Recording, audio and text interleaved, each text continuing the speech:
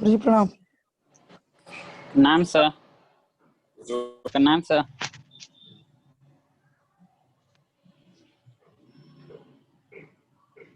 गुरु जी प्रणाम। खुश रहिए। क्या हाल है उमेश जी आपका? सब बढ़िया, आशीर्वाद है गुरु जी आपका। राजू तुम्हारा क्या हाल चाल चल रहा है? सर सही है।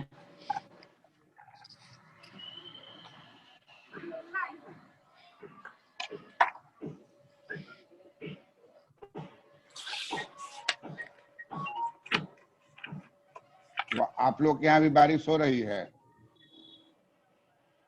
हाँ सर, बहुत तेज बारिश हुई थी, आज रात भर बारिश हुई थी। सर हम तो पटने में हैं, यहीं चौधरी टोला में।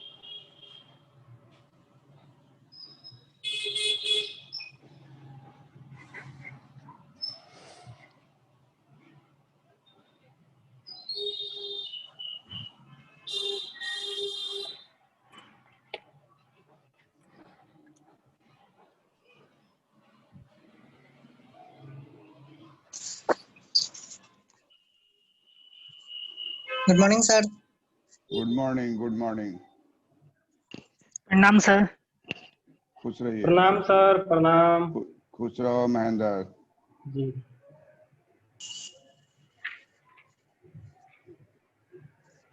हम लोग आज पढ़ेंगे रिपेमेंट ऑफ पब्लिक डेट। सरकार जो कर्ज लेती है उसकी कर्ज वापसी कैसे करती है, कर्ज वापसी की विधि को हम लोग पढ़ेंगे। सर लास्ट वाला पॉइंट था पांचवा, वेज एंड मींस एडवांस का तरह समझा दीजिए उसके बाद। हाँ वो बोल देंगे इसमें। ठीक सर।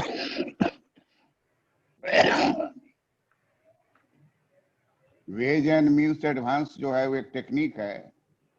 जैसे बैंक में बिजनेसमैन को ओवरड्राफ्ट फैसिलिटी दिया जाता है कि आपको 1 लाख का फैसिलिटी दिया गया है तो 1 लाख तक कर्जा ले सकता है बैंक से बिना कुछ पूछे हुए।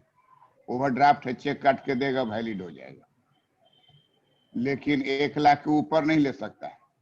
तो उसी तरह से भारत सरकार जो है आरबीआई से पैसा लेगी। भारत सरकार के पास पैसा आने में टाइम लगता है, साल भर तक ले लोग टैक्स देते रहता है, एक डेट पर टैक्स नहीं देता है, वो हर पीरियड में देते रहता है, तो पैसा धीरे धीरे टैक्स का जमा होता रहता है। पैसा टैक्स का धीरे धीरे उसके अकाउंट में जमा होता रहता है। तो पहले क्या सरकार करती थी कि ट्रेजरी बिल करके दे देती थी और लोन ले लेती थी। अब कहा कि नहीं, उससे होते होते 1 लाख करोड़ रुपया का बकाया हो गया। आरबीआई की स्थिति एकदम, आर्थिक स्थिति तंगी में हो गई थी। तब वो रिक्वेस्ट की गवर्नमेंट से कि आप हमको रिपेमेंट कर दीजिए, 1 लाख करोड़ बकाया है। अब वो असंभव है, भारत सरकार उतना बड़ा अमाउंट लौटा नहीं सकती है। तब हुआ कि क्या होगा, तो उस समय जो गवर्नर थे, इकोनॉमिक्स गुरु कहलाते हैं, खुश रहिए अनित, तो उन्होंने कहा कि एक उपाय कीजिए कि जितना लोन आपके सिर पर चढ़ा हुआ है उसका कागज बन जाए और उसका ब्याज जो है हर हर ब्याज, उसका एनुअल ब्याज आप हमको देते रहिए, वापस मत कीजिए। आपको बताए हैं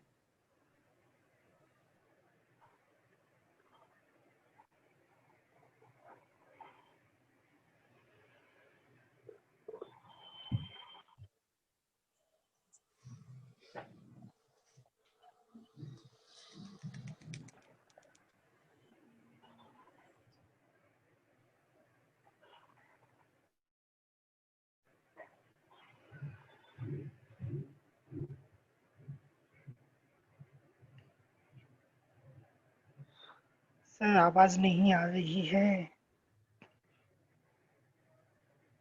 बोल नहीं रहे हैं सर।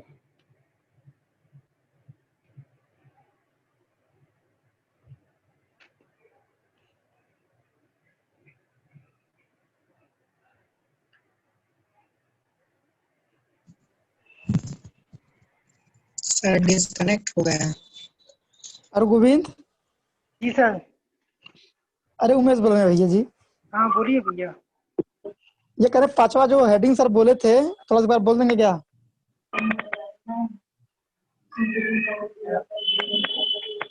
कोई लिखा है कोई भाई? यहाँ कल आवाज नहीं आ रही थी क्लियर, तो हमने नोट नहीं किया है। प्रणाम सर। उद्देश्य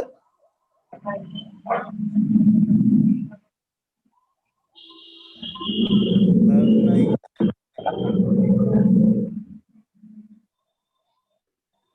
उद्देश्य जी, आप लिखे हैं भैया पांचवा?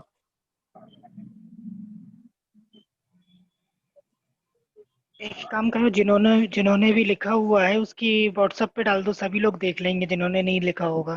क्या हुआ हरि गोविंद जी? कल जो सर ने बताया था शाम को,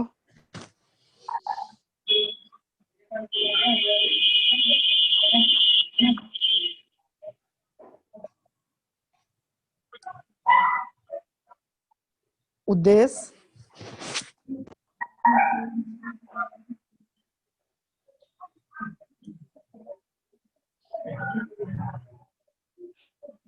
आवाज सुनाई दे रही है?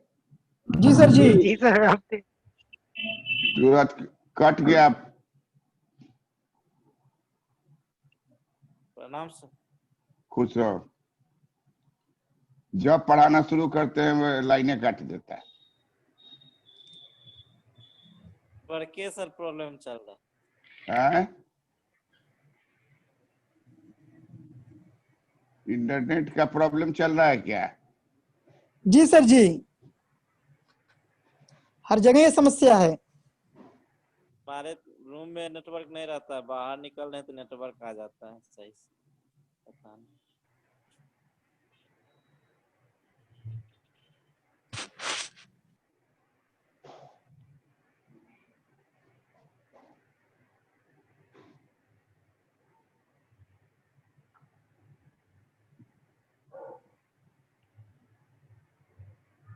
तो हम आपको बता रहे थे कि प्रणाम सर। खुश रहिए कि वेज मीन्स एडवांस टेक्निक है, वो टेक्निक ओवरड्राफ्ट का टेक्निक है।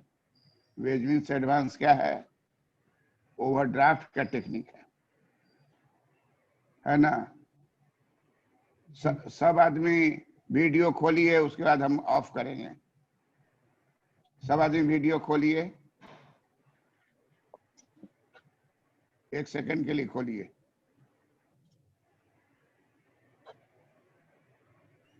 हम लोग जो आज पढ़ने जा रहे हैं इसका नाम है सार्वजनिक ऋण की वापसी के तरीके। लेकिन राजू ने कहा कि पिछले बार कट गया था और वेज मीन्स एडवांस जो है वो क्या है। तो वेज मीन्स एडवांस आपको बता रहे हैं, आप 1 मिनट सुन लीजिए। ये ओवरड्राफ्ट फैसिलिटी है जो आरबीआई ने दे रखा है भारत सरकार को। 2007 में ये एग्रीमेंट हुआ था आरबीआई में और सरकार में।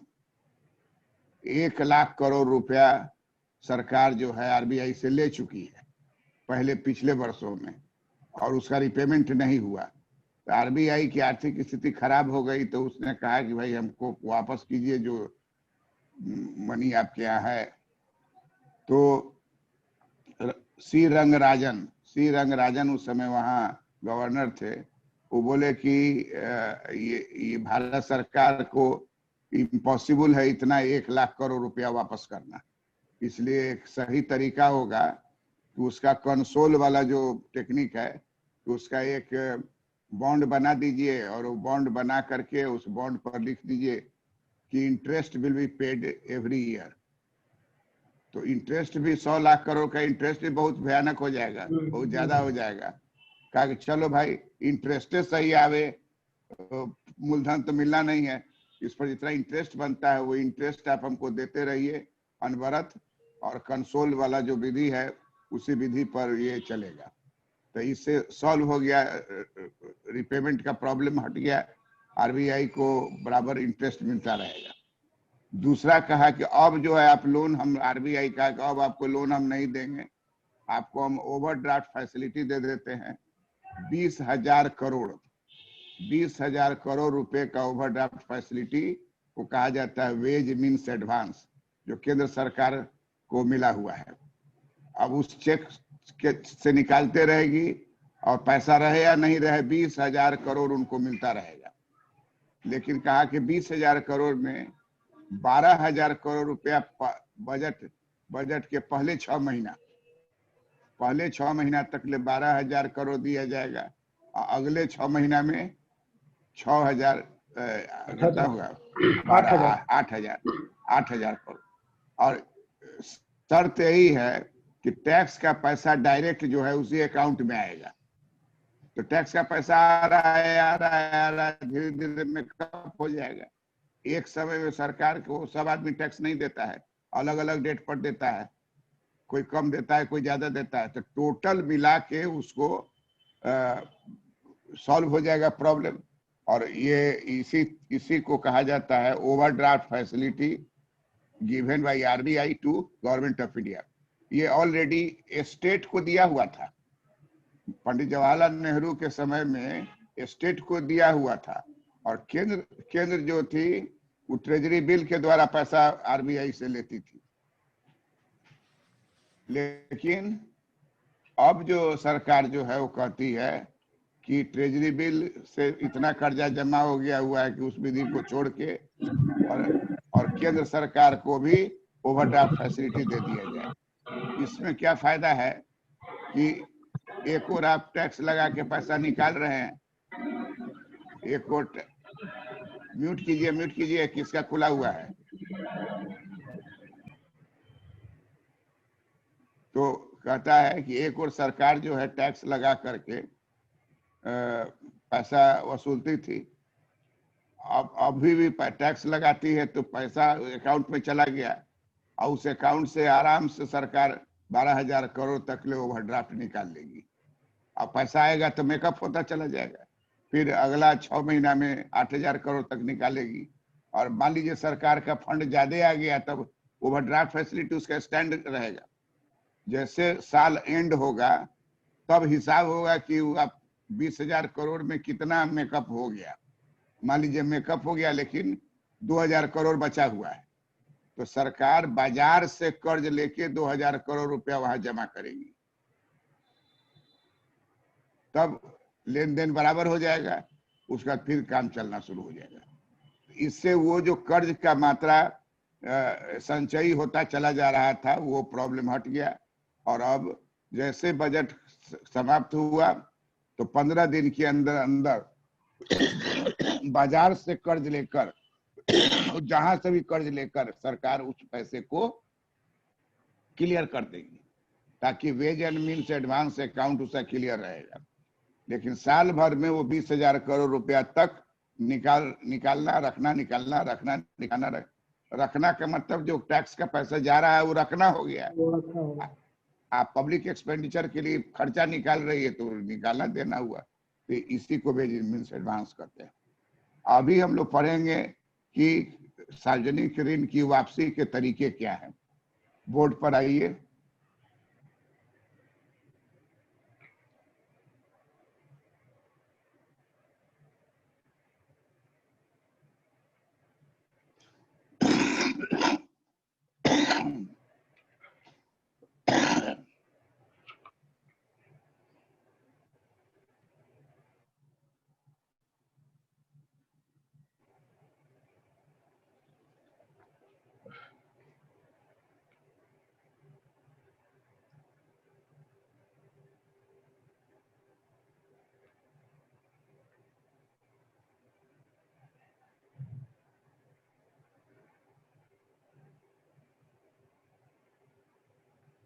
मेथड्स ऑफ प्रणाम सर। खुश रहो। थोड़ा लेट हो गया। हाँ ठीक है।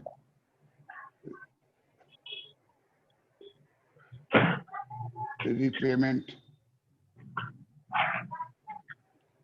Methods of repayment of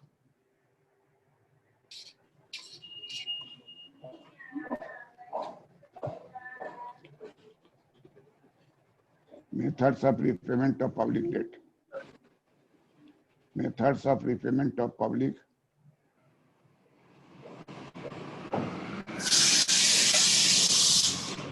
mute करो, म्यूट करो।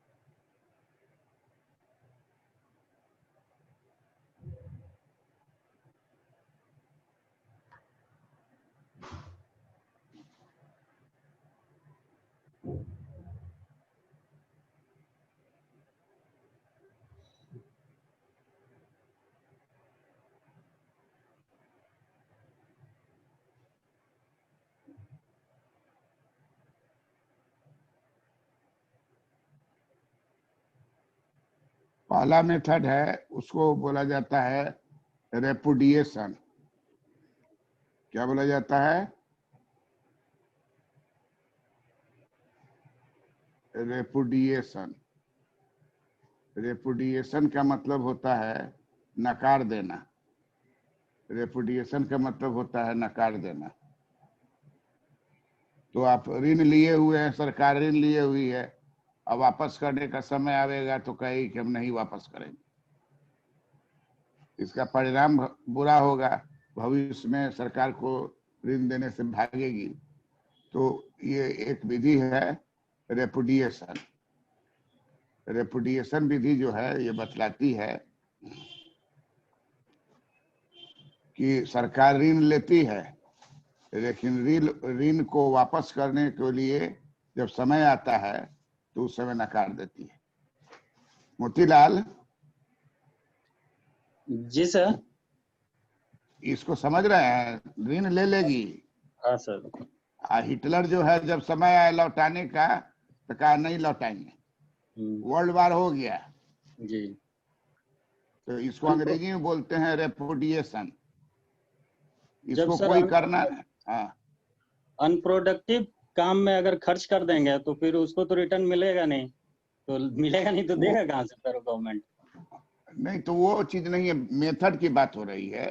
वो कहाँ से देगा उसकी बात नहीं है, टाल भी सकता है, लेकिन रेपुडिएशन का मतलब हुआ कि हम नहीं देंगे।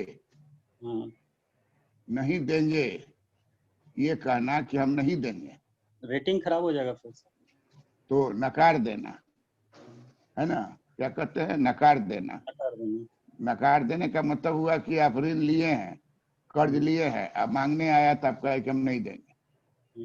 तो नकार देना जो है ये सबसे पहली विधि है और सबसे खराब विधि है। इसका उपयोग नहीं किया जाता है। जब भी उपयोग जिसने भी किया है तो विश्व स्तर पर इसको काफी अवहेलना का सामना, विरोध किया गया है। सर ये दोनों जगह लागू होता है?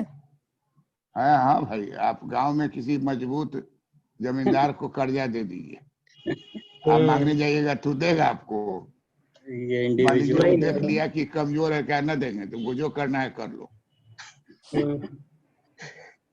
बहुत विडो सबका मकान है, जमीन है, वो ऋण पर देती है, वापस ले जाए, ना वापस नहीं देना, पैसा लेना है ले जाओ, ले नहीं। तो ताकतवर आदमी जो होता है उसका अपना तरीका होता है नकार देने का, लेकिन विधि के रूप में ये सबसे खराब विधि है और इसका उपयोग न किया जाए तो ज्यादा बेहतर है। इसका उपयोग न किया जाए तो ज्यादा बेहतर है, लेकिन है भी तरीका नकार देना। हिटलर ऐसा करके दिखा दिया, लाख इंग्लैंड कहता रहा कि आधा दे दीजिए, 1/4 दे दीजिए, 1 इंस्टॉलमेंट दे दीजिए। कहा कि no, repudiation will be followed. और लाख कोशिश करता रहा कि अगर कुछ दे देगा तो बात रह जाएगी, युद्ध से बचेगा लोग। लेकिन वो चाह रहा था कि युद्ध हो, जो हो सो हो जाए। तो उस तरह का डिस्ट्रक्टिव माइंड का आ जाए तो ऐसा हो सकता है, लेकिन पॉजिटिव माइंड का होता है तो ऐसा नहीं करता है। तो पहली विधि इसको बोला जाता है नकार देना।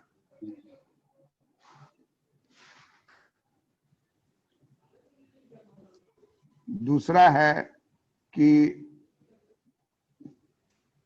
दूसरे में कहा जाता है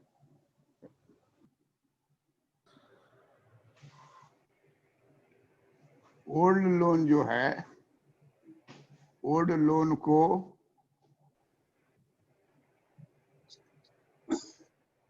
न्यू लोन में बदल देना।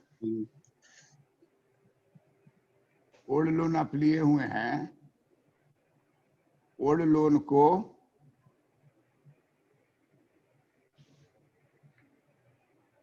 न्यू लोन में बदल देना।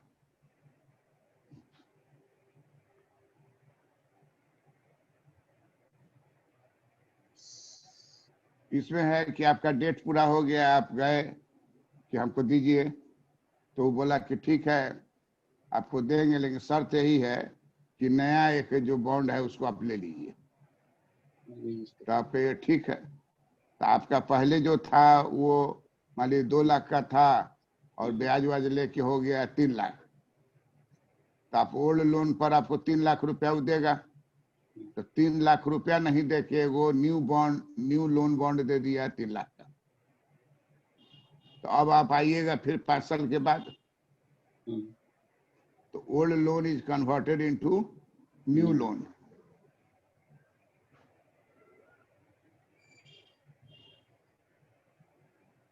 पुराना ऋण पत्र जो है, पुराना ऋण पत्र को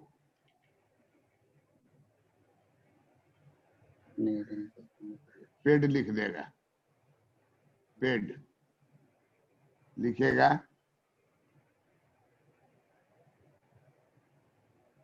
और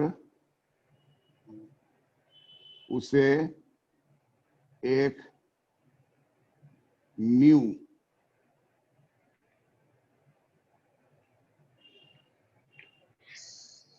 सरकारी बॉन्ड दे देगा। तो कागज पर लेन देन हो गया, इसका पैसा उसमें मेकअप हुआ, उसका पैसा से ही खरीदा गया। क्लियर है बात? बात समझ में आई? जी सर।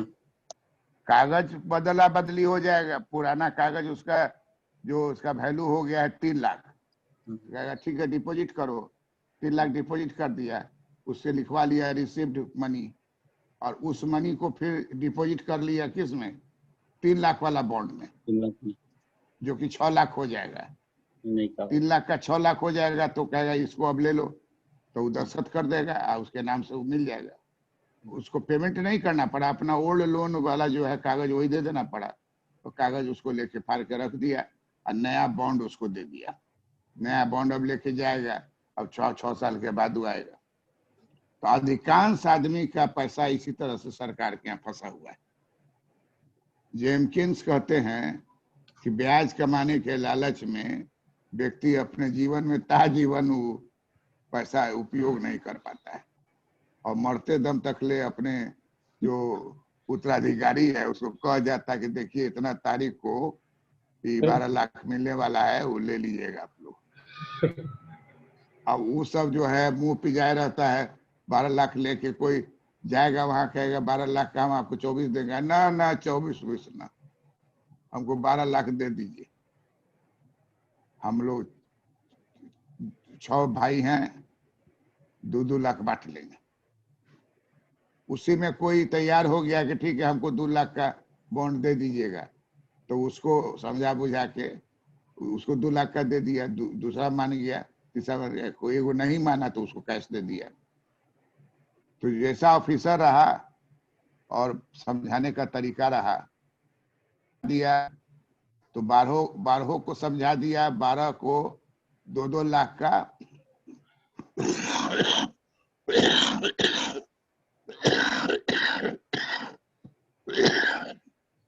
6 भाई है तो 2-2 लाख पड़ेगा दोनों को। 6 भाई है तो 2-2 लाख, 12 लाख हो जाएगा ना जी। अगर 6 भाई बात तैयार हो गया तो 6 को थमा देगा 2-2 लाख का, जो भविष्य में 4 लाख हो जाएगा। क्या ले जाओ, 12 लेके क्या करो, खत्म हो जाएगा। सब लोग ले जाओ, 24 लाख का कागज है, ले जाओ। अब इस बार जो कागज वो देगा तो पुराने आदमी के नाम पर नहीं देगा, जो नया आदमी है उसके नाम पर देगा। इस तरह से वो पैसा फंसा का फंसा रह जाता है और वो ऋण, कागज पर ऋण की वापसी हो जाती है। Old loan converted into new loan.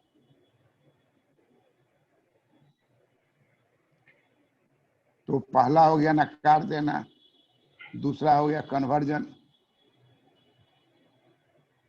दूसरा हो गया कन्वर्जन, कन्वर्ट कर देना, ओल्ड लोन को न्यू लोन में बदल देना। तीसरा हो गया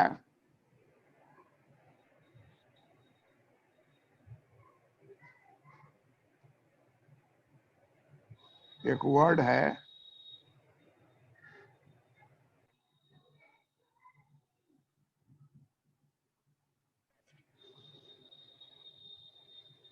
सिंकिंग फंड।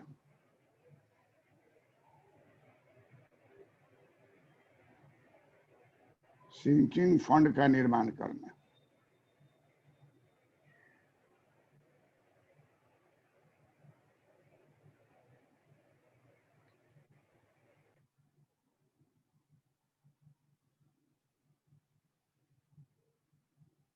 सिंकिंग फंड का निर्माण करना।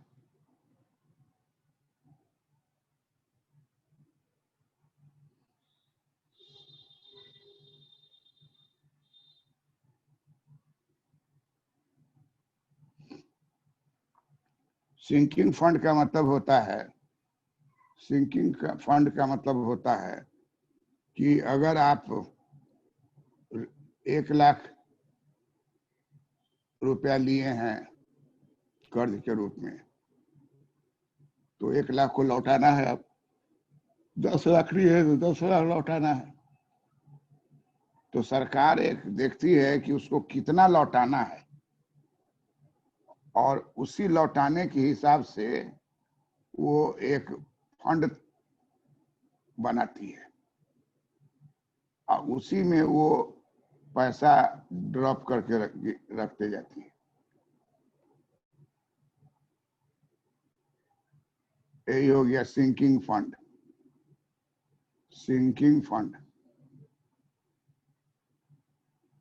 और उसको डालते जाएगी। मान लीजिए उसको चाहिए 50 करोड़,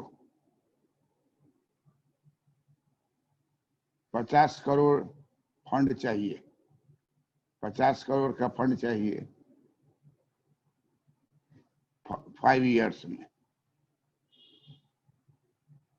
5 इयर्स में। तो उसके अनुसार से वो निकाल लेगी कि प्रति वर्ष उसमें से कितना हमको डालना है। 50 करोड़ रुपया के लिए प्रति वर्ष कितना करोड़ इस फंड में डालना होगा? 10 करोड़ करके। 10 करोड़ सर। 10 करोड़। तो सरकार अपने विभिन्न विभाग को कह देगी कि आप गिराते रहिए 10 करोड़, है ना, 10 करोड़ गिराते रहिए, 10 करोड़ गिराते रहिए, 10 करोड़ गिराते रहिए, है ना, 10 करोड़ गिराते रहिए। तो 1 2 3 4 5 साल पूरा होगा तो इस अकाउंट में कितना जमा हो जाएगा? 50 करोड़। और ये जो आपका ऋण पत्र है,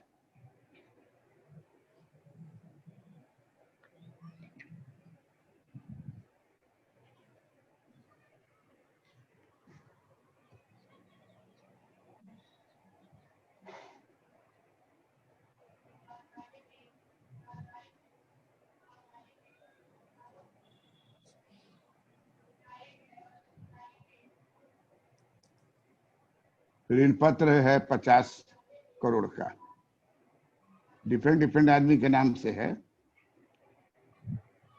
लेकिन आवेगा सब मांगने के लिए। तो 5 इयर्स के बाद जो है जब यहाँ आएगा तो इसी फंड से मुंह खोलेगा और पेमेंट हो जाएगा, है ना। इसलिए ये समझदार जो सरकार है वो सिंकिंग फंड तैयार करती है। सिंकिंग फंड एक अकाउंट को, जो हम लोग को जिसको बोलते हैं रेकरिंग डिपॉजिट, आवर्ती जमा, देखिएगा डाकखाना में, पोस्ट ऑफिस में, सब जगह बैंक में रहता है आवर्ती जमा। तो सिंकिंग फंड अकाउंट खोल देंगे और खोल के उसमें जमा करेंगे। और ये उसके लिए है जो सरकार मन में सोचती है कि ठीक टाइम पर हम सबको वापस कर देंगे, फिर उसको जमा करना होगा, फिर बॉन्ड लेना होगा तो लेगा। तो इस तरीके से कभी भी बॉन्ड वाले को दिक्कत नहीं होती है। इसलिए बॉन्ड खरीदने का जोड़ मचा रहता है। सरकारी बॉन्ड जो है जब भी निकलता है तो 3 दिन के लिए बिक्री शुरू हुआ तो 2 ही दिन में सब समाप्त हो जाता है, क्योंकि सरकार एक बार डिसाइड कर ली कि हमको कितना देना है, तो उससे ज्यादा वो नहीं दे सकती। ये जो डिसाइड हो गया वो हो गया, डिसाइड हो गया वही दियाएगा, उससे ज्यादा वो नहीं दे सकती है।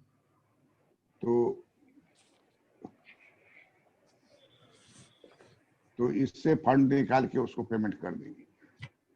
बात समझ गए? जी सर। इसका पॉइंट नंबर 3 हो गया, सिंकिंग फंड कहते हैं। हाँ। उसके बाद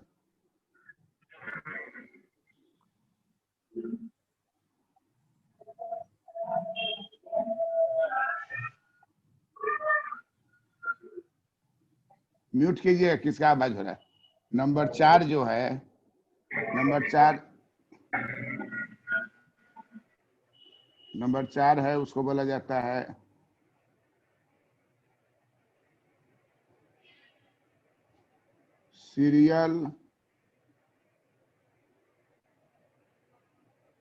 सीरियल बॉन्ड अरेंजमेंट।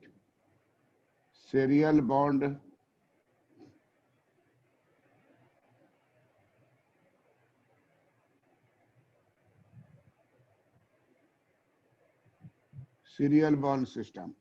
इसमें कहता है कि आपको जो लोन आप जो दे रहे हैं तो बॉन्ड पर भरिए, ताकि एक बार लोड नहीं पड़े। जैसे बॉन्ड पर डेट आपको एक बॉन्ड इशू किए, आज कितना तारीख है? 24 सितंबर। 24 सितंबर का डेट दिए, तो अगला 24 सितंबर दिए, अगला पर डेट दीजिए 24 सितंबर के बाद आएगा अक्टूबर, अगला में फिर दीजिए 24 नवंबर, फिर अगला में आएगा 24 दिसंबर। तो इससे क्या होगा कि एक डेट पर कोई नहीं आएगा, क्राउडिंग है ना। हाँ। एक डेट पर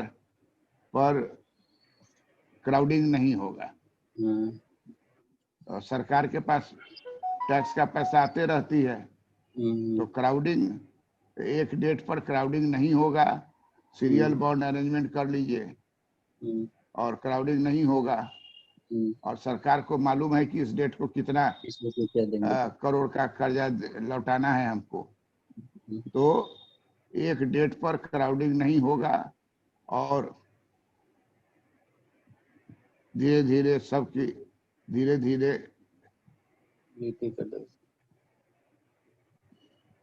भुगतान हो जाएगा, धीरे धीरे ऋण वापसी हो जाएगी। फिर नया लेना होगा ले लेगा, लेकिन ये वाला क्लियर हो जाएगा। धीरे धीरे इसको अपना ले जाना है तो ले भी जाएगा, नहीं जाए फिर दोबारा खरीद लेगा। धीरे धीरे ऋण वापसी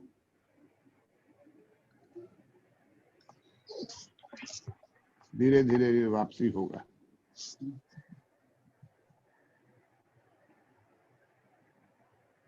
एक डेट पर क्राउडिंग नहीं होगा और धीरे धीरे ऋण वापसी होगा, धीरे धीरे ऋण वापसी होगा। तो इसको बोलते हैं सीरियल बॉन्ड सिस्टम, क्रमबद्ध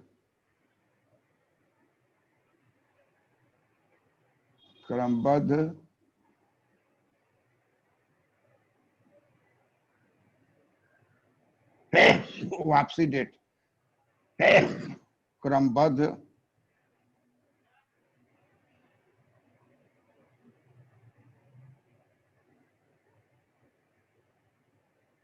वापसी डेट रहेगा।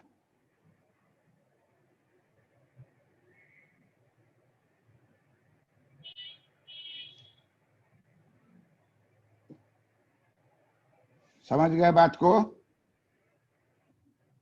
जी सर। सर ये सीरियल फंड सिस्टम लिखे हुए बॉन्ड तो दोनों का तो एक ही मतलब हुआ। तो सीरियल ऊपर जो हेडिंग दिए फंड ना लिखे 4 पॉइंट में फंड लिखे हाँ। हुए हैं, बॉन्ड बोल रहे हैं इसलिए हम बोले हैं अरे कि उसको सीरियल चेंज करिए ना। Yes sir.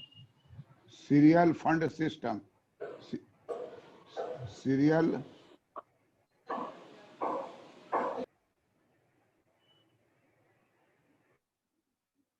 Serial bond arrangement, serial fund system ना बॉन्ड कर,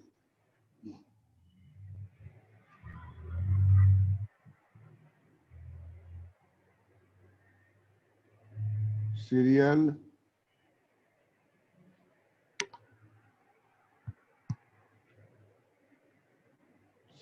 bond date,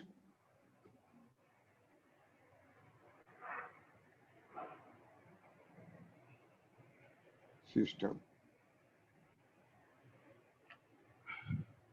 serial bond debt system है ना।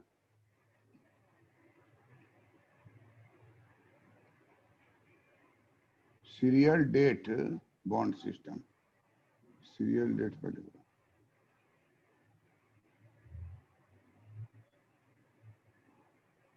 सीरियल श्रृंखलाबद्ध, सीरियल डेट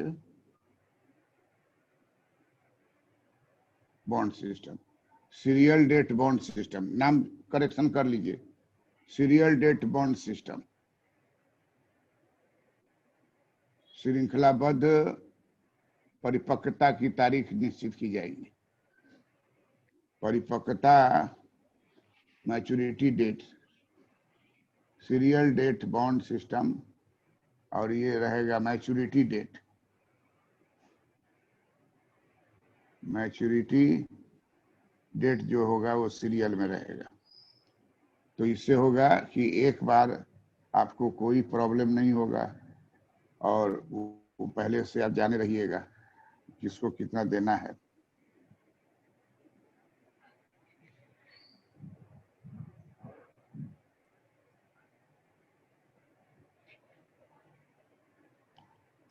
समझ गए बात को? जी सर। सर ये राजू डिफरेंट बॉन्ड, ये डिफरेंट आदमी जो है बॉन्ड वाला, ये इस तारीख को आएगा है ना, अलग अलग तारीख हाँ। पे मैच्योरिटी पीरियड है इनका। हाँ हाँ, जी एक डेट पर नहीं सब आ जाएगा। हाँ, क्राउडिंग ओवर क्राउडिंग हो जाएगी। तो वही सीरियल अरेंजमेंट कर देगा अपना औकात देख करके। औकात अगर सर एक ये महीने का, देते समय हाँ बोलिए क्या पूछना चाह रहे? कह रहे हैं सर कि ये देते समय डेट निर्धारित हो जाता है ना सर क्रम से? अरे उत्तर क्रम से डेट लिखा ही रहेगा ना, उसके ऊपर निर्धारित क्या होगा?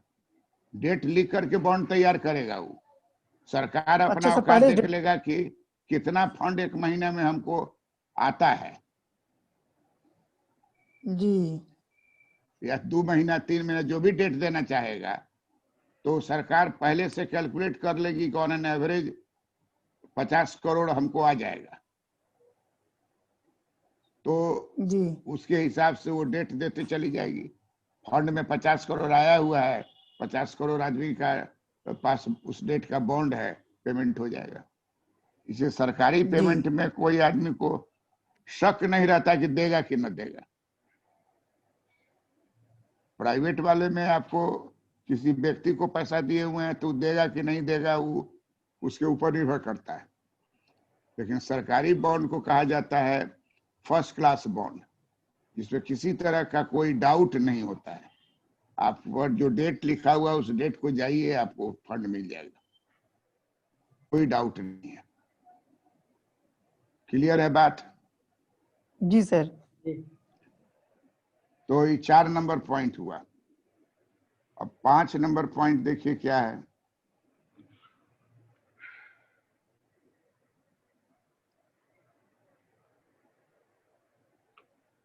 पांच नंबर पॉइंट को कहा जाता है कि सरकार देख ली कि भाई ये संभव नहीं है, हम कर्जा तो अरे सरकार 5 साल के लिए न बनती है जी। तो कर्जा ले लिया, सरकार हार गई और नई सरकार आई तो उसके माथे पर क्या पड़ गया? कर्जा लौटाना। कर्जा पड़ गया। अरे 5 साल के लिए वो आई, अब 5वां साल अगर कर्जा ले ली तो वो कर्जा जो है अगला जो आवेगा पार्टी उसके माथे जाएगा कि नहीं जाएगा? जाएगा। जी सर। जीत गया तो ठीक है, हार गया तो भी ठीक है के लिए। तो नयका को हम दे दिए हैं मिर्चाई, वो आवेगा, आमदनी का कोई जरिया नहीं है, इतना कर्जा लेके ठोक दिया है। तो इसको कहता है कि तब जो नयका सरकार आएगी तो व्हाइट पेपर निकालेगी और कहेगी कि न्यू टैक्स लगाएगी और उसमें देगा कि जो नया टैक्स है वो ऋण वापसी करने के लिए है। ये पिछला सरकार लेके चल गई है और अब हम कहां से लौटाएंगे? तो ऋण वापसी के लिए नया कर लगाएगी। अब बांग्लादेश का निर्माण हो गया, अब बांग्लादेश टैक्स लग गया, काफी दिन तक ले चलता रहा, हम लोग की सैलरी से कटता था। ऋण वापसी का के नया कर लगाया जाएगा, लगाया जाता है।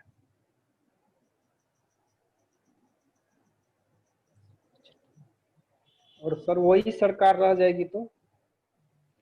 अब वो रह जाएगी तो फिर आराम से फिर उसको वापस करेगी, नया फिर कर ले लेगी। अच्छा। अरे उसको वापस करके नया फिर और ज्यादा कर ले लेगी। 12 करोड़ लौटा के 22 करोड़ कर्जा नया ले लेगी। ये नहीं बुझाता है कि क्या करता है।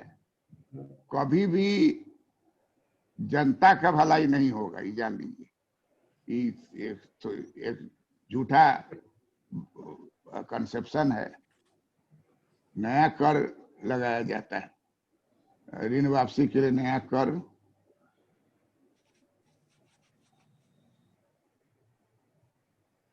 लगाया जाता है। और वह सरकार अगर वापस आ गई तो चुप रहेगी, आराम से उसका रिपेमेंट का डेट जब आवेगा तो पिछलका नियम लगाएगी।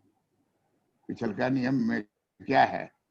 नया लोन को पुराने लोन को नया लोन बना, पुराने लोन को नया लोन में बदल देना। और चूंकि वो सरकार वापस आ गई, इसका मतलब मोदी सरकार है, मजबूत है। अरे जो वापस आएगी तो मजबूत होगा तब ना वापस आएगी। मिली जुली सरकार होगी तो वापस नहीं आएगी। तो वही सरकारी सरकार घपला करना चाहती है, जाते जाते खखोर ले। खखोरने का जो प्रवृत्ति है वो कमजोर आदमी में ज्यादा होगा, मजबूत होगा तो जो एक बार खखोरना हो खखोर लिया। और कमजोर जो होगा आपको वो अंतिम समय तक ले खखोरते रहेगा। तो सरकार अगर वापस आ गई, इसका मतलब स्ट्रॉन्ग गवर्नमेंट है, तो निश्चित रूप से जो पैसा लिए हुई है उसका वो नेशनल हाईवे बना दी है। जो पैसा ली है उससे नेशनल हाईवे बना दी है। जो पैसा ली है उससे वो फ्लाईओवर बना दी है, रेल पर ब्रिज बना दी है, नदी पर ब्रिज बना दी है, रेल के लिए ब्रिज बना दी, ये सब काम की है, तो फिर नया टैक्स लगाएगा तो जनता अपोज करेगा कि देगा नहीं टैक्स? करेगा, दे देगा। देगा तो वही बात समझे जो पूछे हो क्वेश्चन, जी। कि देगा कि नहीं देगा। नया वाला क्या करेगा? नया वाला आएगा तो उसको देना है, तो नया टैक्स लगाएगा। और पुराना वाला ही वापस आ गया तो वो नया टैक्स नहीं लगाएगा, वो ऋण को पलटने का करेगा। Old certificate bond will be converted into new bond. जनता स्वीकार कर लेगी क्योंकि मजबूत सरकार है। समझ गए बात को? उसके बाद जो है जी। छठा पॉइंट है इसका,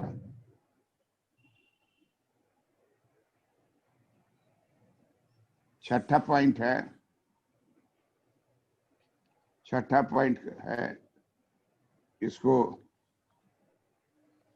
बोला जाता है कैपिटल लेवी।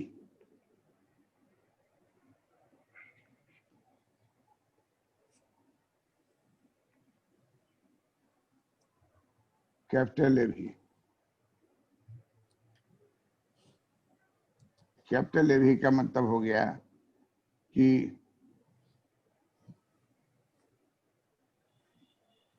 पूंजी कर।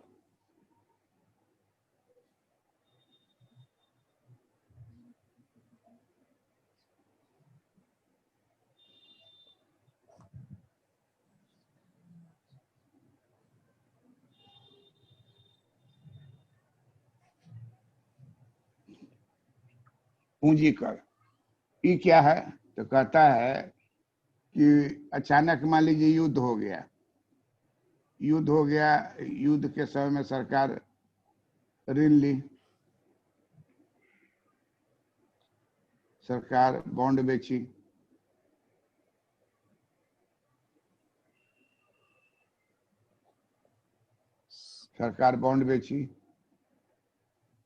बॉन्ड खरीदने वाला गरीब आदमी होगा कि धनवान आदमी होगा?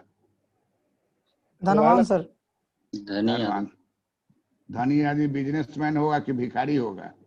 बिजनेसमैन। बिजनेसमैन। तो युद्ध में किसको ज्यादा फायदा होता है? बिजनेसमैन को। तो युद्ध में लाभ कमाया,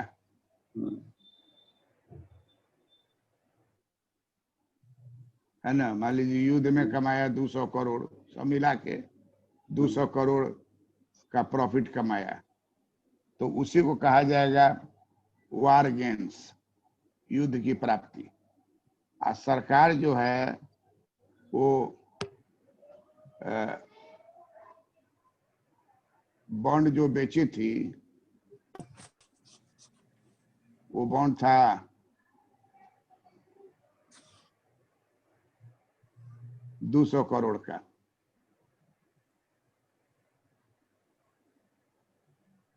अब जब युद्ध समाप्त हुआ, युद्ध समाप्ति के बाद पैसा लौटाना है,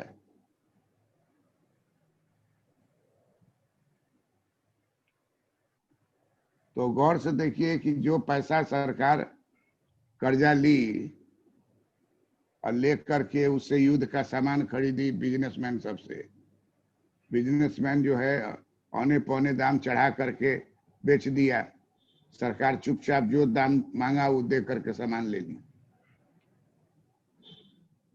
जो दाम मांगा उसको सामान दे दिया।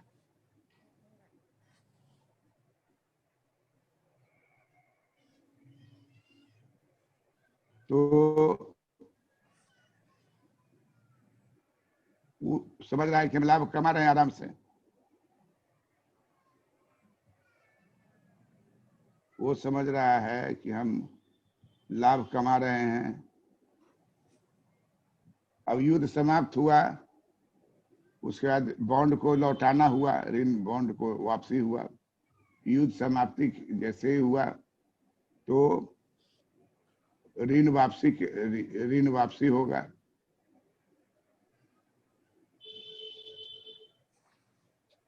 तो सरकार जो है डिफरेंट डिफरेंट से रिपेमेंट लेगी, तो एग्जैक्टली सबका एक बराबर नहीं होगा ना, कि तो टोटल अमाउंट बोल रहे हैं कि 20 करोड़ 200 करोड़ 200 अलग अलग व्यक्ति अलग अलग लिया होगा।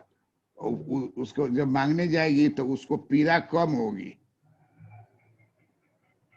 क्यों पीड़ा कम होगी? उसको लगेगा कि जो हम कमाए हुए हैं उसी में से देना है हमको, हमको घर से एक्स्ट्रा नहीं जा रहा है। तो जो इससे कंज्यूमर सरप्लस नहीं हम लोग सोचते हैं, कि सोच रहे हैं कि कितना में लेंगे, मिला कम में, तो कंज्यूमर सरप्लस हुआ। तो सरकार का जब आवेगा कागज कि आपको पहले आपका कितना धन था और अभी धन क्या है, कितना लाभ आप कमाए, कितना आपका संपत्ति बढ़ा, उसका ब्यौरा दीजिए। तो उस ब्यौरा देने का सबके ऊपर में टैक्स, जो एक्स्ट्रा मनी होगा, एक्स्ट्रा लाभ हुआ तो एक्स्ट्रा लाभ के ऊपर टैक्स लगेगा। तो उसी टैक्स को बोला जाता है कैपिटल लेवी। ये टैक्स एक बार ही लगता है, बार बार लगेगा तो जनता विद्रोह कर देगी। युद्ध खत्म हुआ, उसी से दबोचे सरकार। एक बार वन टाइम, इसको बोला जाता है one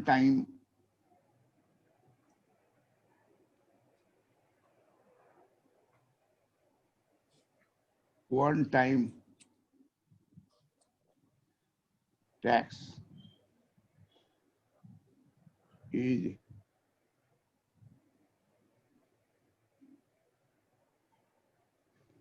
capital levy. One time tax is capital.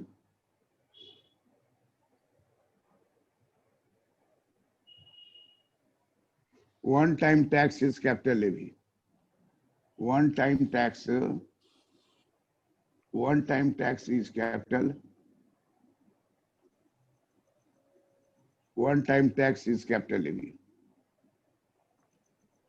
तो ये अपना भीतर में एडजस्टमेंट करने का कैसे क्या करें, लेकिन सच्चाई क्या है कि हर बिजनेसमैन का कमाई उस समय बढ़ेगा कि घटेगा? बढ़ेगा सर जी, बढ़ेगा। और बीच में ठेकेदार सब रहता है, कॉन्ट्रैक्टर। सरकार कहती है कि जो दाम ले उठा लो माल को, उनका भी जितना कंबल है वो सब उठ के चला जाएगा पहाड़ पर। किसको कौन लपेटेगा उसको? वहां सेना, फौजी, आदमी, सेना। तो सेना को देना है तो कोई बार्गेनिंग मत करो, छिपा लेगा, निकालना मुश्किल हो जाएगा। जो दाम दे उस दाम पर ले लो, जो दाम दे उस दाम पर बकरा ले लो। बकरा को ले जाके वहां क्या करेगा? खाने के लिए दे देगा, खाने के लिए दे देगा। अंडा सबको, मिलिट्री वाले में देखे कि 20-20 अंडा सब को मिलता है खाने के लिए। हम गए हुए थे एक जगह, जो मिलिट्री का अफसर था, देखे कि इतना अंडा रखा हुआ है, बोला कि हर रोज इतना दे जाता है। तो हम तो बांट उठ देते हैं, जिसको नहीं जरूरत हुआ या जरूरत हुआ दे दिए। अब अंडा का कितना का अंडा खाएगा? लेकिन पहाड़ी जगह है, बर्फीला जगह है, तो अंडा लोग खाता है पूरा। मीट है, अंडा है, हर चीज, सब चीज। तो हम गए हुए थे, हमको गेस्ट हाउस में ठहराया था, रिलेटिव था, तो हम सोचे घर ठहराया गेस्ट हाउस में। तो उससे है कि देखे कि सब चीज का स्टैंडर्ड देखे, तो कमी किसी चीज की नहीं है।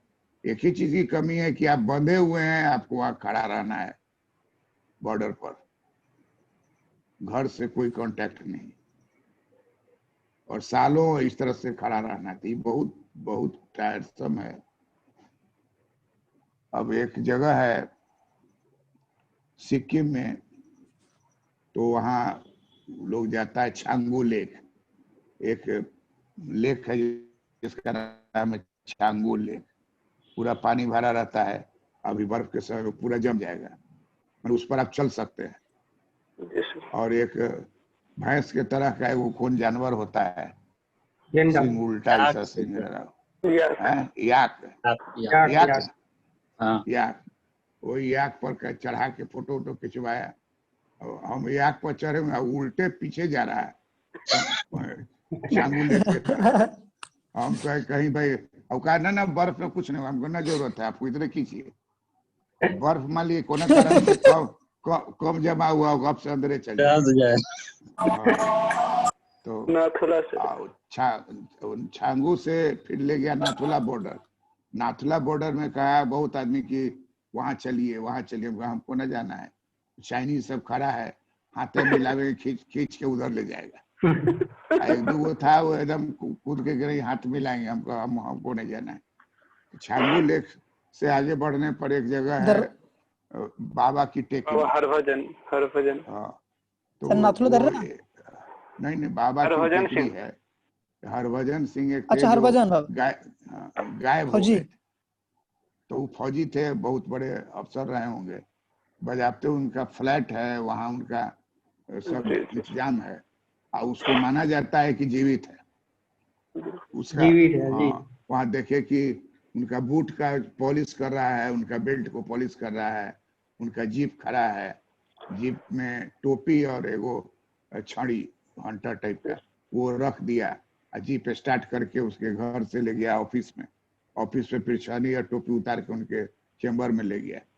और वो दिल्ली का रहने वाला है, तो साल में 15 दिन के लिए दिल्ली आता है, तो ट्रेन में वैसे ही उसके साथ फौज के साथ वो आवेगा, दिल्ली स्टेशन पर बैंड उंड बजा के उसको रिसीव करता है, और उसका टोपी छड़ी जो है वो स्वागत करते हुए ले जाता है लोधी नगर या कहीं है उसका घर, वहाँ 15 दिन तक ले रहता है, वहाँ फोर्स रहती है, फिर वापस होता है, फिर वापस जाता है।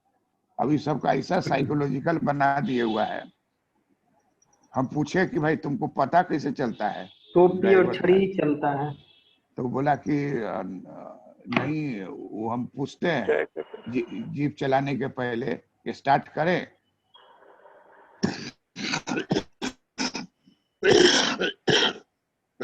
तो देखते हैं कि सीट चढ़मड़ाता है थोड़ा सा, हम कहें कि साइकोलॉजिकल है, लेकिन आगे लेके जीप स्टार्ट करता है, रोकता है। छांगू लेक भी है, कभी मौका लगेगा सिक्किम, आप लोग में से जो नहीं गए हैं, तो जब मौका लगे सिक्किम जाइए, छांगू लेक जाइए, बाबा की टेकरी जाइए। तो सरकार जो है वो जो पूंजीपति है उसके ऊपर वन टाइम टैक्स लगाएगी। क्या लगाएगी?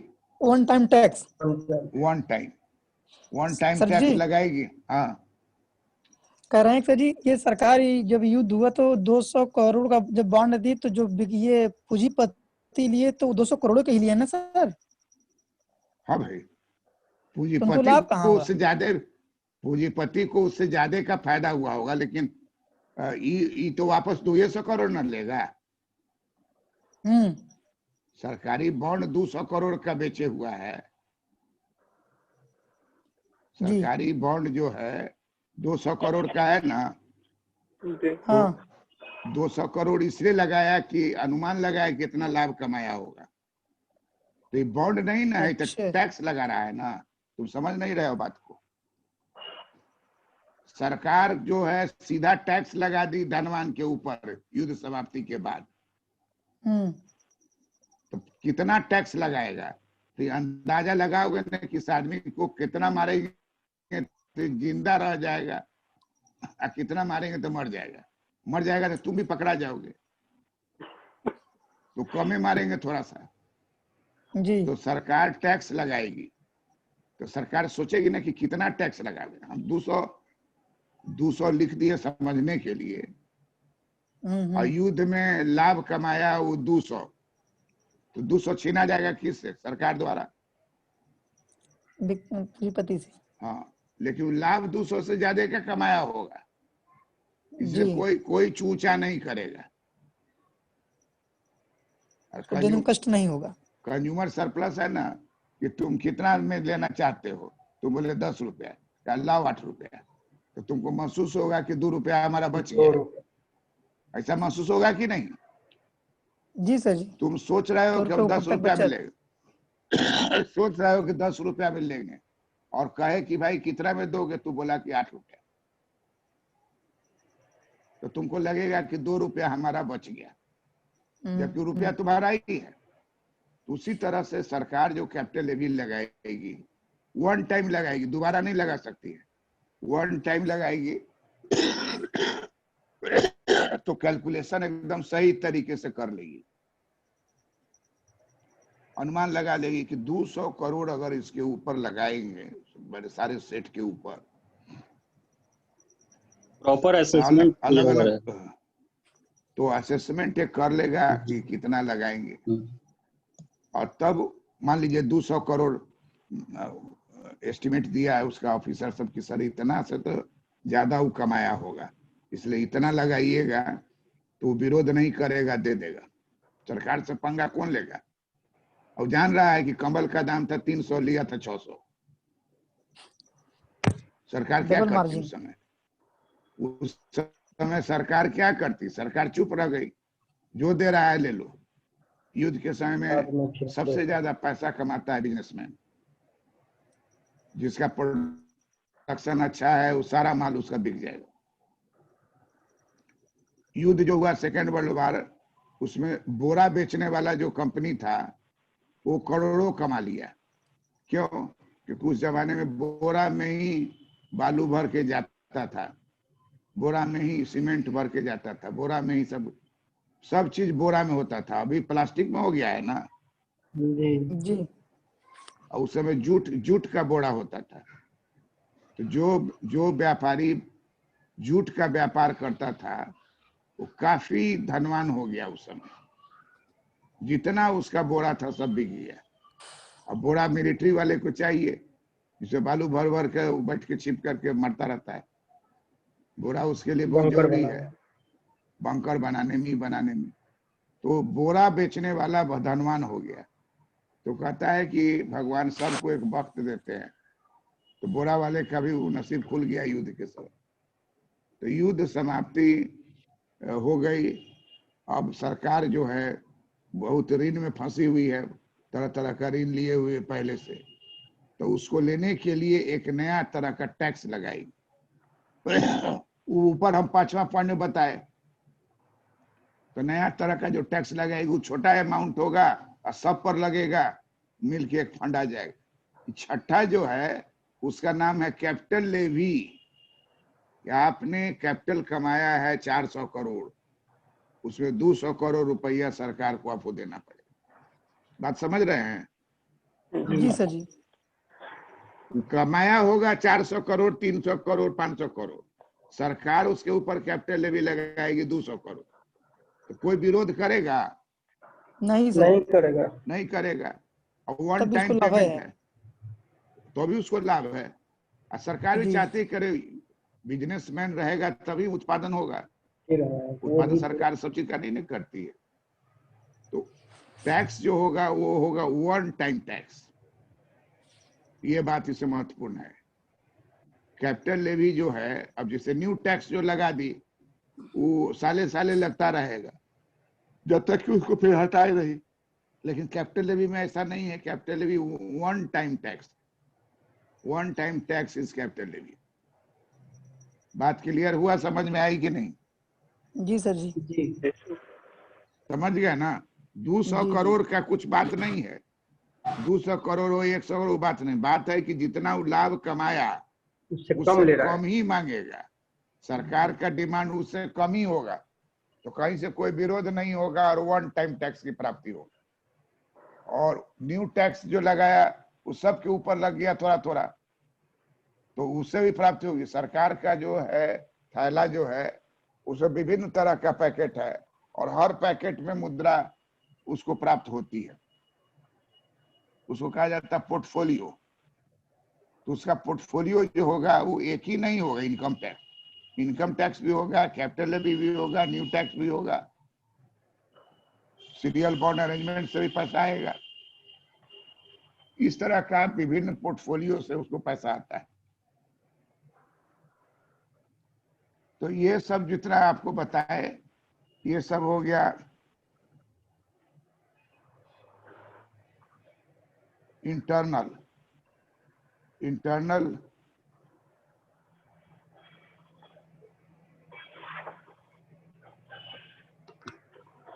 वापसी का तरीका। Internal public debt repayment.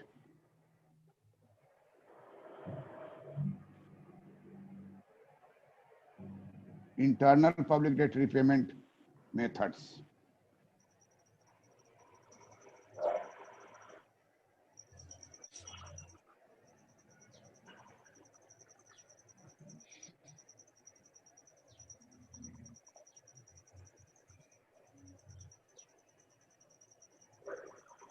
internal public data methods discussed above.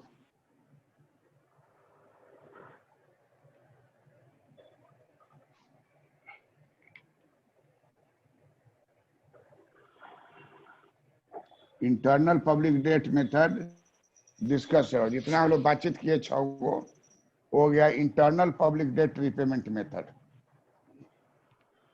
अब मान लीजिए सरकार कर्जा ले ली है, जो हम लोग जान रहे हैं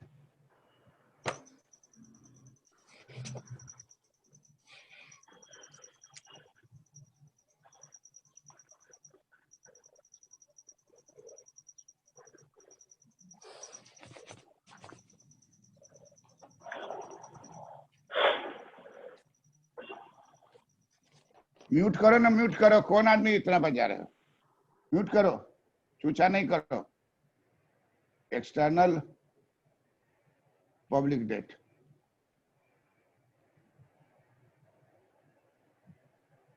एक्सटर्नल पब्लिक डेट जो है इसमें क्या होगा, तो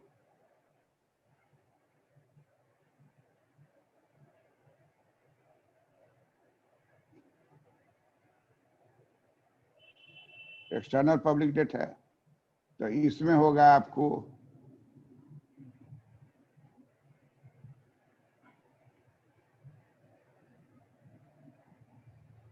निर्यात में वृद्धि करना,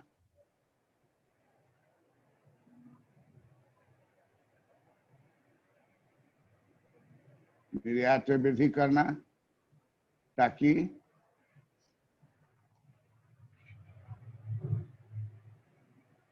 विदेशी मुद्रा की प्राप्ति हो।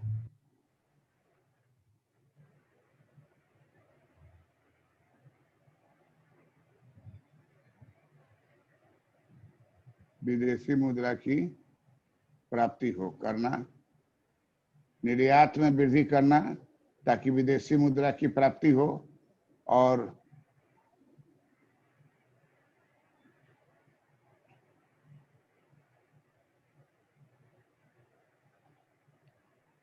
बाह्य ऋण को वापस किया जाए।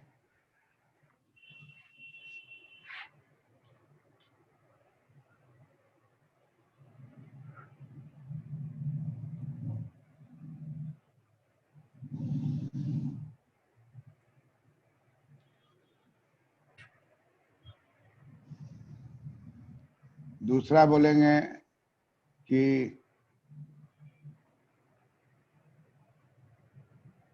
सरप्लस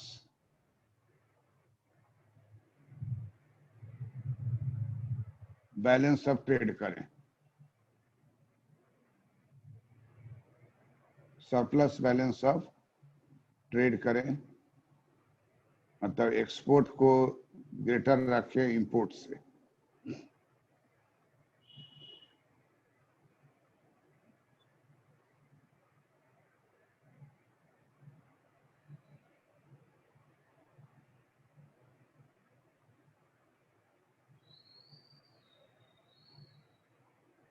निर्यात ग्रेटर हो आयात से,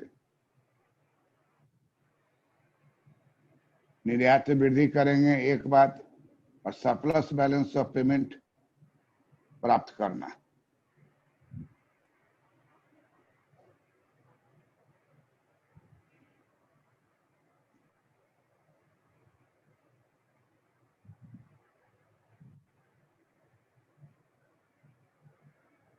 सर ये पॉइंट 1 और 2 दोनों तो एक ही लग रहा है सर। वहाँ निर्यात पर जोर देना है ना। Yes sir. निर्यात पर जोर देने के लिए अलग से प्रयत्न कीजिए, और यहाँ है कि एक्सपोर्ट ग्रेटर देन इंपोर्ट की स्थिति लाइए, बहुत डिफिकल्ट स्थिति है, तो इंपोर्ट को कम करना पड़ेगा, अनावश्यक इंपोर्ट को कम करना होगा, इसमें कम करना होगा, जरूरत का चीजें इंपोर्ट किया जाए, प्राप्त करना, और इसलिए एम में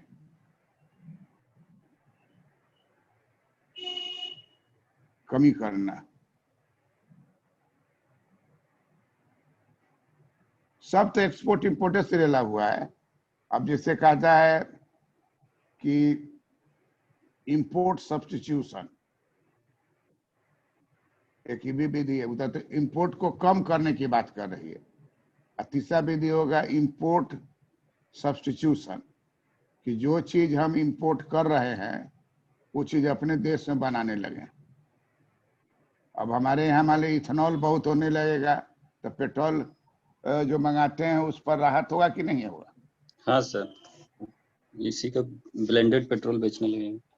तो इंपोर्ट सब्स्टिट्यूशन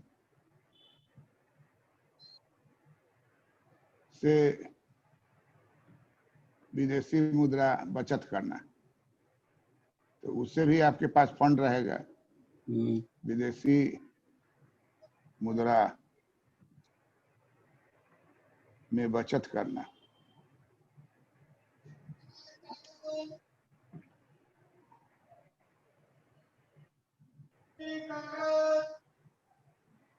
इंपोर्ट सब्स्टिट्यूशन से विदेशी मुद्रा में बचत करना, इंपोर्ट सब्स्टिट्यूशन से विदेशी मुद्रा में बचत करना।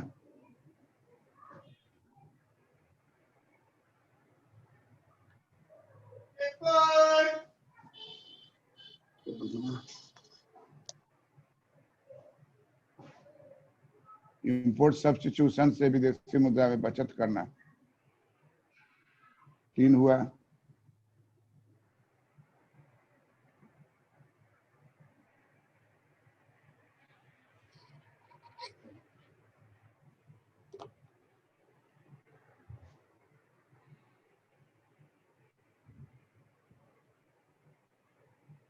अब जरूरत पड़ जाएगा तो विश्व बैंक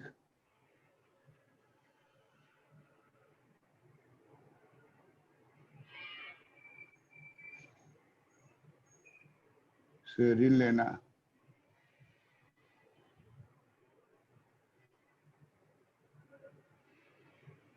IMF से ऋण लेना।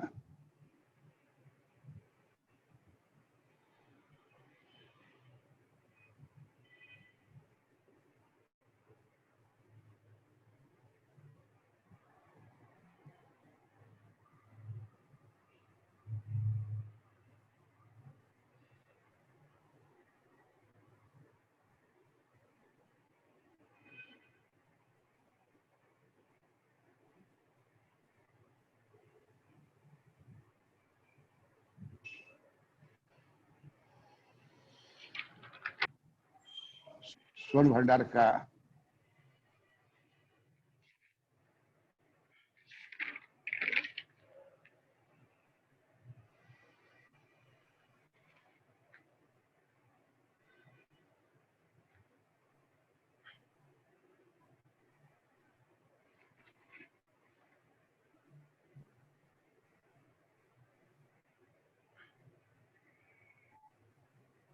उपयोग कर डॉलर,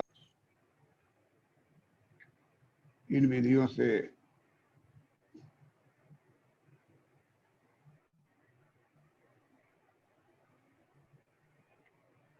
सर इसमें SDR में कटौती लिख सकते हैं? बाह्य ऋण, हाँ बताइए। बोल रहे हैं सर इसमें SDR में कटौती करके, मतलब वहां से जो ये होता है वैल्यूएशन में अपना योगदान IMF में कम करके हम अपना ऋण को वापस करने में उससे मदद ले सकते हैं अपना स्पेशल ड्राइंग राइट में कमी करके। सर स्पेशल ड्राइंग राइट में कमी नहीं करना चाहिए। अच्छा। वो जो आपको राइट है वो मिला हुआ है, तो उसको कम क्यों कीजिएगा? तो लोग उस राइट को बढ़ाना चाहता है, बढ़ाना इंटरनेशनल लिक्विडिटी बढ़ाने के लिए। IMF में अकाउंट क्या है? General drawing right. ड्राइंग और दूसरा है special drawing right. Special drawing. तो जनरल ड्राइंग राइट आपको जो है मिलना है वो आपको मिलेगा ही। स्पेशल ड्राइंग राइट जो है तो पेपर गोल्ड कहते हैं, ये आपको वैल्यूएशन करके दिया जाता है। तो इसको घटाने के लिए नहीं कहेगा, अन्य स्रोत इस्तेमाल करेगा। IMF से स्ट्रक्चरल सुधार के लिए लोन लेने के बाद कहेगा, नहीं होगा तो स्वर्ण भंडार अपना जो है वो गिरवी रख करके लोन ले लेगा, और लेके हम लोग चुकाए भी हैं। हाँ IMF से नहीं लेकर के हम लोग स्वर्ण भंडार को गिरवी रखे, लंदन मनी मार्केट में उसको गिरवी रखे और वहां से फंड ला करके हम लोग वापस किए। और अपना जो औकात है उसको कम नहीं कोई करना चाहेगा। अच्छा, औकात को बढ़ाना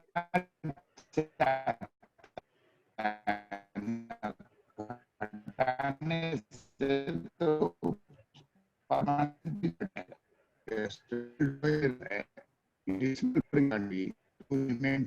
उसको बेच के उसको वापस करके अपना गोल्ड वापस लेना ये उचित नहीं है, समझे। General doing right and special doing right दो रहे, GDR and SDR। General doing rights है जो आपको सोना जमा किए हैं उसके ऊपर में 125% मिलता है। तो ठीक है, क्या कि ऋण लेने और देने का काम तो लगातार चलता रहता है, तो इसलिए हम लोग उसको किसी भी हालत में कम नहीं करना चाहिए और अन्य उपाय को अपनाना चाहिए। तो इसी को कहा जाएगा ऋण वापसी। इसका रीराइट करके व्हाट्सएप पर भेजिए। That's all, thank you. प्रणाम सर। रहेगा सर, 1 बजे वाला क्लास सर कंटिन्यू होगा जी प्रणाम। हमारे हाथ में नहीं ना बाबू, हम तो बैठे रह गए। हम 1 बजे क्लास में आएंगे और अगर सब चीज ठीक रहेगा तो क्लास होगा। ऊपरे से वो कटिंग कर रहा है और उस बुझा रहा है कि कुछ टेक्निकल फॉल्ट है। अब जैसे आज का क्लास कंप्लीट हो गया, बीच में थोड़ा बहुत चाचू किया था, लेकिन धीरे धीरे हम लोग क्लास लिए। तो 1 बजे का क्लास जो है वो शेड्यूल्ड है, वो सबका जिसका है वो आएगा ही और वो होगा ही। और नहीं अगर होता है, अरे कौन म्यूट करो भाई, कौन तो इसलिए हमारी ओर से ओके ऑलवेज है। हम क्लास जो है सुबह से रात तक लेते रहते हैं।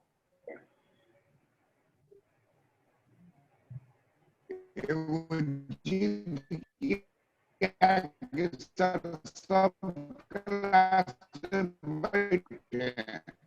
मालूम तो रेस्ट आपके ब्रेन को भी चाहिए ना।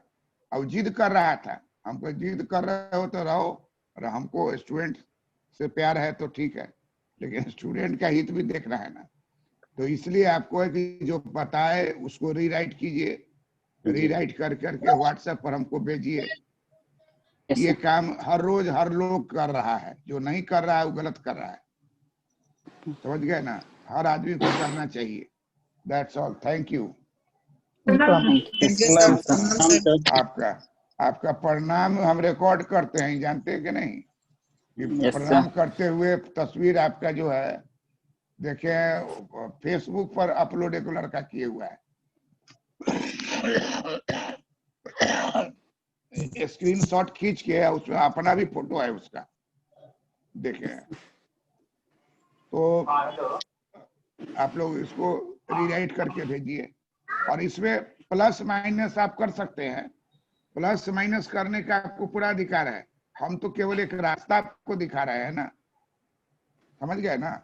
आपको कुछ बात उसमें ऐड करना है, कुछ जनरल नॉलेज की किताब से डालना है, जो करना है उसे इम्प्रूवमेंट आप कर सकते हैं। You are open to do that. Thank you very much. प्रणाम सर।